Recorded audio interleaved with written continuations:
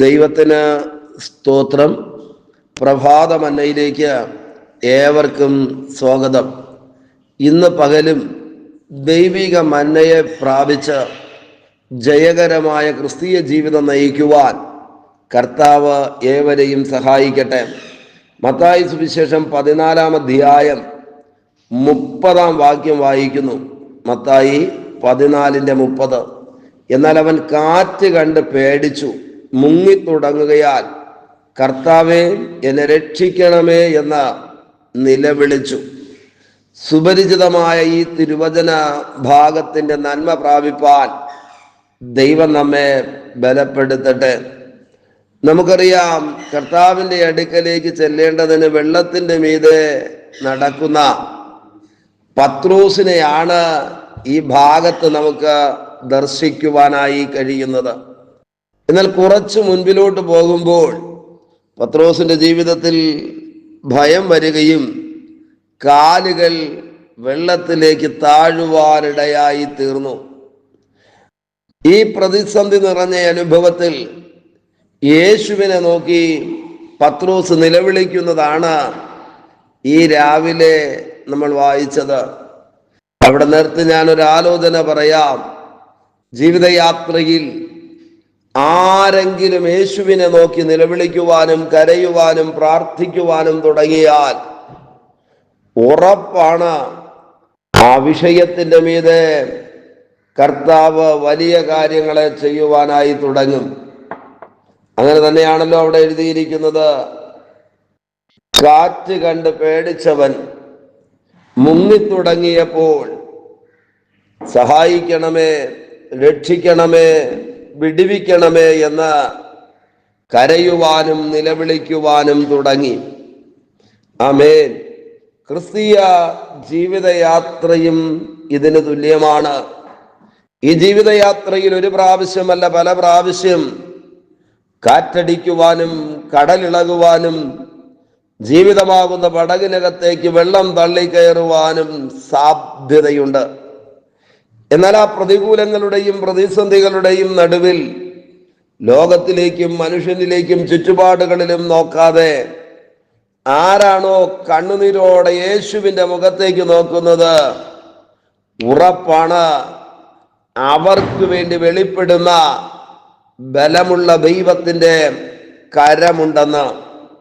ആമേൻ. പത്രോസ് വിളിക്കുകയാണ്, രക്ഷിക്കണമേ.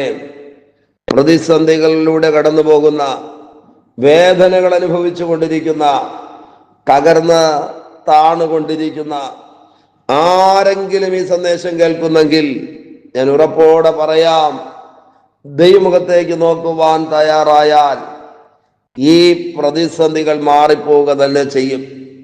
31-ാം വാക്യം വായിക്കുമ്പോൾ ബൈബിൾ പറയുന്നു, യേശു ഉടനെ കൈനീട്ടി അവനെ പിടിച്ചു. ആമേൻ. യേശു അവനോട് പ്രസംഗിച്ചെന്നല്ല എഴുതിയിരിക്കുന്നത്.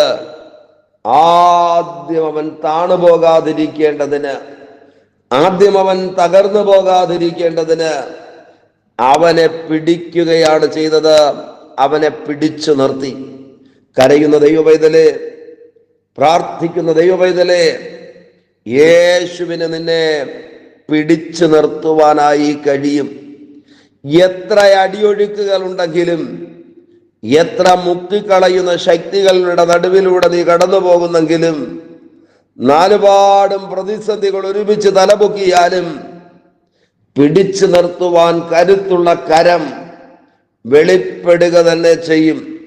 പ്രതിസന്ധികളിലും ഭാരങ്ങളിലും പിന്മാറിപ്പോകുന്നവരുണ്ട്. ജീവിതത്തിൽ വേദനകളും ദുഃഖങ്ങളും വരുമ്പോൾ ലോകത്തെ ആശ്രയിക്കാൻ പോകുന്നവരുണ്ട്. എവിടം വിട്ടാണോ ഇറങ്ങിയത് ആ പഴയതിലേക്ക് മടങ്ങിപ്പോകുന്ന ധാരാളം പേരുണ്ട്. എന്നാൽ പ്രതികൂലങ്ങളുടെ സമയങ്ങളിൽ, പ്രശ്നങ്ങളുടെ മണിക്കൂറുകളിൽ യേശുവിന്റെ മുഖത്തേക്ക് നോക്കി കരയുവാനും നിലവിളിക്കുവാനും തയ്യാറായാൽ ഈ വാക്യത്തിനകത്ത് രേഖപ്പെടുത്തിയിരിക്കുന്നു, യേശു പത്രോസിനെ പിടിച്ചു നിർത്തി. എന്തിന്?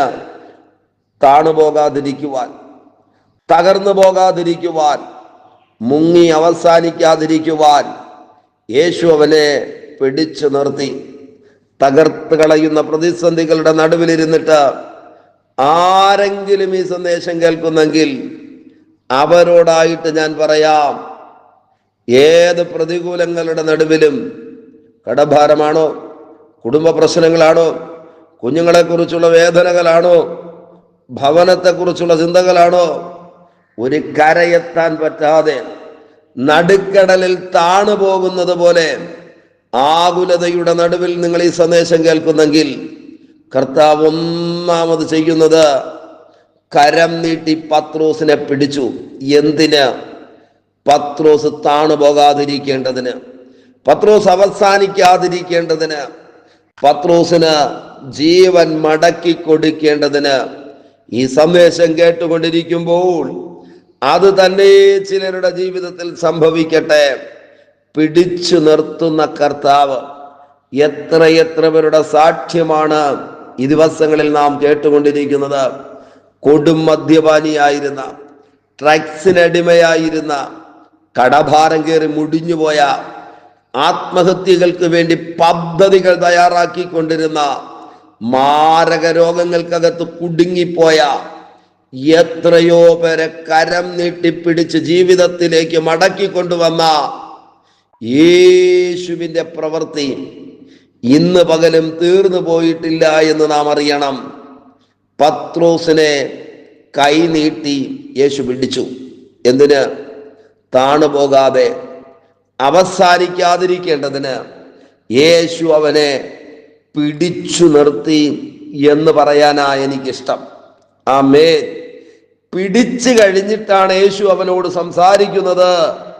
നീ എന്തിന് സംശയിച്ചു എന്ന് പറഞ്ഞു. ആമേൻ. ഉപദേശിച്ചു കഴിഞ്ഞിട്ട്, ആലോചന പറഞ്ഞു കഴിഞ്ഞിട്ട്, പ്രസംഗം കഴിഞ്ഞിട്ട് അവനെ പിടിച്ചിരുന്നെങ്കിൽ ഒരു പക്ഷേ അവൻ വെള്ളത്തിനകത്ത് താണുപോകാമായിരുന്നു. ഇതെല്ലാം അറിയാവുന്ന കർത്താവ് ആദ്യം അവന് നിലനിൽക്കേണ്ടതിന്, അവനെ നിർത്തേണ്ടതിന് ക്രമീകരണം ചെയ്തു. ബലമുള്ള കരം കൊണ്ട് അവനെ പിടിച്ചു. ഇന്ന് പകൽ ഈ സന്ദേശം കേട്ടുകൊണ്ടിരിക്കുമ്പോൾ തന്നെ ചിലരെ പിടിച്ചു നിർത്തുവാൻ യേശുവിൻ്റെ കരം വെളിപ്പെടുന്ന മണിക്കൂറുകളായി തീരട്ടെ. യേശു അവനോട് സംസാരിക്കുവാനിടയായി തീർന്നു. പ്രിയരെ, യേശു നമ്മോട് സംസാരിച്ചാൽ നമ്മുടെ ജീവിതം മാറും, നമ്മുടെ അവസ്ഥ മാറും, ആശ്വാസം ലഭിക്കും, സന്തോഷം പ്രാപിക്കുവാനിടയായി തീരും. 32-ാം വാക്യത്തിലേക്ക് വരുമ്പോൾ അവൻ പടകിൽ കയറി എന്നല്ല എഴുതിയിരിക്കുന്നത്.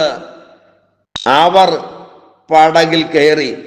യേശുവും പത്രോസും പടകിൽ കയറി. താണുകൊണ്ടിരുന്നവനെ പടകിനകത്ത് കയറ്റുന്ന കർത്താവിൻ്റെ പ്രവൃത്തി അവിടെ വെളിപ്പെടുവാനിടയായി തീർന്നു. സേഫായ, തകർന്നു പോകാത്ത പടകിനകത്തേക്ക് പത്രോസിനെ യേശു കരം പിടിച്ച് കൊണ്ടുപോകുകയാ. ഇന്ന് പകൽ സേഫായ ഒരിടത്തേക്ക്, താണുപോകാത്തൊരവസ്ഥയിലേക്ക്, ഒരു പടകിലേക്ക് കയറ്റുവാൻ കരുത്തുള്ള മഹാദൈവത്തിന്റെ പ്രവൃത്തി നാം അറിയാതെ പോകരുത്. ഈ വാക്യം അങ്ങനെയാണല്ലോ എഴുതിയിരിക്കുന്നത്. താണു തുടങ്ങിയവനെ കൈക്ക് പിടിച്ച് അവനോട് സംസാരിച്ച പടകിനകത്ത് കയറി. ആമേൻ. അടുത്ത പദം കാറ്റമർന്നു. ഈ പകൽ ഈ സന്ദേശം കേട്ടുകൊണ്ടിരിക്കുമ്പോൾ തന്നെ ജീവിതത്തിന് നേരെ അടിച്ചു കയറുന്ന പ്രതികൂലത്തിന്റെ കാറ്റുകൾ അമരുന്ന പകലായി തീരട്ടെ. കാറ്റ് അമർന്നു, കാറ്റ് നിന്നു, കാറ്റിന് പിന്നെ അടിക്കാൻ കഴിയാതെയായി. ആമേൻ. ഒരു വലിയ ദൈവപ്രവൃത്തിക്ക് വേണ്ടി ഏൽപ്പിച്ചു കൊടുക്കാമോ? സന്തോഷത്തോടെ മറുകര എത്തിക്കുന്ന, ലക്ഷ്യസ്ഥാനത്തെത്തിക്കുന്ന ദൈവത്തിന്റെ പ്രവൃത്തി ഈ ദിവസങ്ങളിൽ ജീവിതത്തിൽ വെളിപ്പെടുവാനായി പോകുന്നു. ദൈവകരങ്ങളിലേക്ക് ഏൽപ്പിച്ച ഒരുമിച്ച് പ്രാർത്ഥിക്കാമോ ദൈവത്തോട്? പരിശുദ്ധ ദൈവമേ, സ്വർഗസ്ഥ പിതാവേ, ജീവിതയാത്രയിൽ താണുകൊണ്ടിരിക്കുന്ന ആരെങ്കിലും ഈ സന്ദേശം കേൾക്കുന്നെങ്കിൽ വിദ്യാഭ്യാസത്തിൽ, കുടുംബജീവിതത്തിൽ, സന്തോഷത്തിൽ, ആരോഗ്യത്തിൽ, സാമ്പത്തിക സ്ഥിതിയിൽ താണുകൊണ്ടിരിക്കുന്ന ആരെങ്കിലും ഉണ്ടെങ്കിൽ ഇവിടുത്തെ ബലമുള്ള കരം നീട്ടി അവരെ പിടിക്കുന്നത് കൊണ്ട് സ്തോത്രം, അവരോട് സംസാരിക്കുന്നത് കൊണ്ട് നന്ദി. പത്രോസിനെ പടകിൽ കയറ്റിയതുപോലെ സേഫായൊരു സ്ഥലത്താക്കി എത്തിക്കേണ്ട ഇടത്തെത്തിക്കുന്ന ദൈവത്തിന്റെ പ്രവൃത്തിക്കായി സ്തോത്രം. ഈ സന്ദേശം കേട്ടുകൊണ്ട് പ്രാർത്ഥിക്കുന്ന ഓരോരുത്തരെയും അനുഗ്രഹിക്കും. അധികാരമുള്ള യേശുവിന്റെ നാമത്തിൽ പിതാവേ, ആമേൻ, ആമേൻ. Okay, God bless you. ദൈവമായ കർത്താവ് എല്ലാവരെയും ധാരാളമായി അനുഗ്രഹിക്കട്ടെ. ആമേൻ, ആമേൻ.